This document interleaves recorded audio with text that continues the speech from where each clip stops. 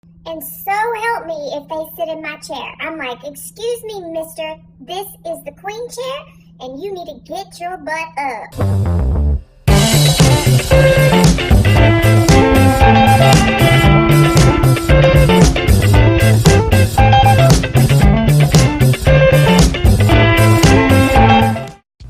Hello everyone, welcome to my channel. Would you like to know a quick way to get your room ready for school? If so, please keep watching. Before we get into this video, I would like to address the elephant in the room. I plan on using Snapchat filters throughout this video since I'm being lazy.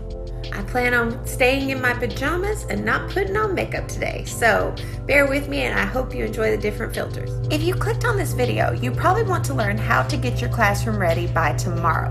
So here are the 10 tips. Let's get going. The first thing you need to do is set up your desk area to put all your things.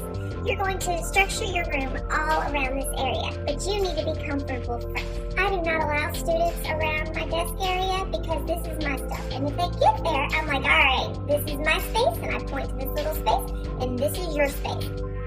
And so help me if they sit in my chair. I'm like, excuse me, mister, this is the queen chair, and you need to get your butt up. The second thing you need to do when getting your room ready is to structure your desk for the students. Wipe them off, clean them, and number them from 1 to whatever. In previous videos, I tell you that I start out the year in rows because this keeps the kids focused on me, facing forward and not towards their friends. Usually I make a joke. If a kid is facing another child, I'll say, look, I know I'm not as pretty as that child, but I'm the one that can give you a grade, not them. Now I have 28 desks in my room and I get popsicle sticks and I number them 1 through 28. This goes into my 3 types of questions. The first type of questions is volunteer. Students can raise their hand and answer a question or ask a question. The second one is random, and that's when I draw a popsicle stick. This kind of puts kids on the spot when I say I'm going to ask a random question. That means they all have to pay attention and be ready to focus on me. The third type of questions I ask is the whole class. When I say class, that means everybody has to answer. So real quick, the 3 types of questions I ask: volunteer, random, that's where your popsicle sticks come in handy, and then the whole class. So this is helpful. The third thing you need to do to set up for the first day of school is set up a station near the back of the room or where kids are not facing that is for supplies. Now this station needs to include tissue, hand sanitizer, extra pencils, extra paper, possibly where your pencil sharpener is, and keep it away from other kids. So let me repeat one last time. The student station with all the extra supplies needs to be as far away and in the back of where the kids are looking. This eliminates so many conflicts, and I wish I would have known that. You're welcome. The fourth thing you need to do is set up a place for students to turn in work, preferably close to the door. That way, when the bell rings, they can turn in work as they leave. I've got to address this other elephant. Good Lord, I really do look like a man. I don't think it's very pretty. Oh my God. The fifth thing you need to do is set up a little table near the entrance of your classroom. Wait, the entrance of the door. No, I said it right the first time. The entrance is where the door is. Okay, so this is important. You're gonna keep a little basket or container to set your bell ringer assignments.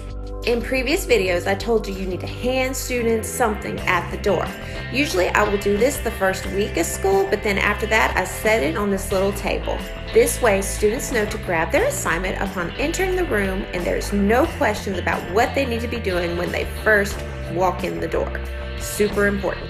Number 6 on our list is to type up, print out, laminate your rules, and paste them or glue them by your board. Having your rules and consequences posted on the board beside you will allow you to reference them whenever you need them, and also this will help keep you consistent because you'll be reminded of them. Number 7 on the list, stock up on air freshener, because boys like to pass gas.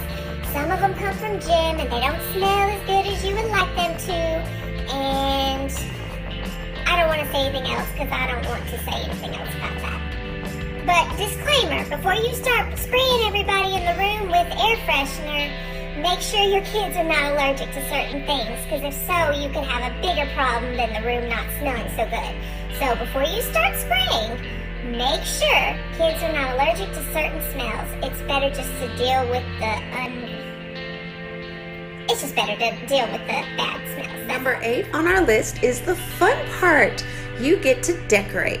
Hang up curtains, decorate your bulletin boards, decorate your door. And I prefer to decorate bulletin boards so they can stay up year round. This helps you later on. So you can keep it simple, just keep it tidy, keep it clean, and you will have it ready to roll. One suggestion would be one of your bulletin boards be a word wall. This way you can keep adding stuff to it as you go through the lessons, and it's a quick reference point for your students. Now, another bulletin board I have up is just quick information for students. Like at our school, we use the 4-point scale instead of percentages. So I have a whole display on what a 3.2 means. So if a student can look at that, if they're used to having, say, an 80%, they can go look and say, a 3.2 is the same as having a B. So keep that in mind. Maybe just have one bulletin board be informational stuff for your students. Number 9 on our list. All the discipline forms and stuff that goes in your classroom management plan, I would suggest having it printed, cut out, labeled, everything like that, and somewhere close by in one place so you can access it as soon as you need.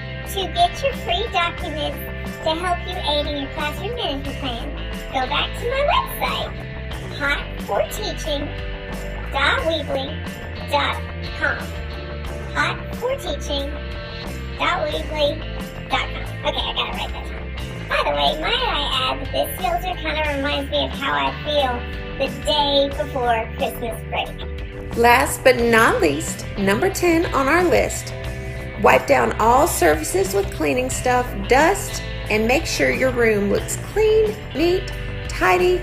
Do like a once over, look over it, and make sure everything looks clean. Because even if you don't have a lot of stuff up, as long as your room looks clean, I've noticed that kids don't really care either way.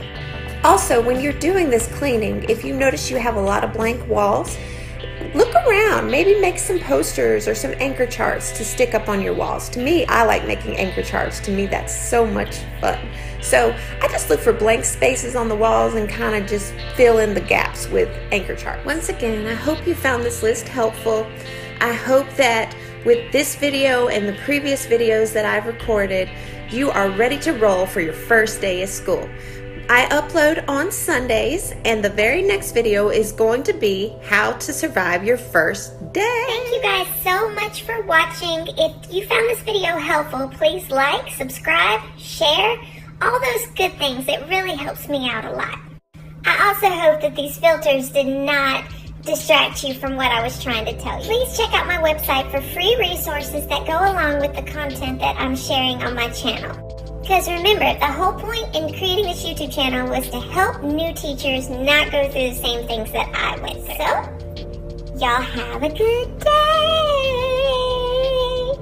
Oh man, I messed up again. So I will see you next time. Have a good day. Didn't work? Let me try again. Have a good day. I will see you next time. Oh wow. That was freaking creepy. I will see you next time. I will see you next time. Yes, I will. All right. Thank you again for watching, and I will see you next time.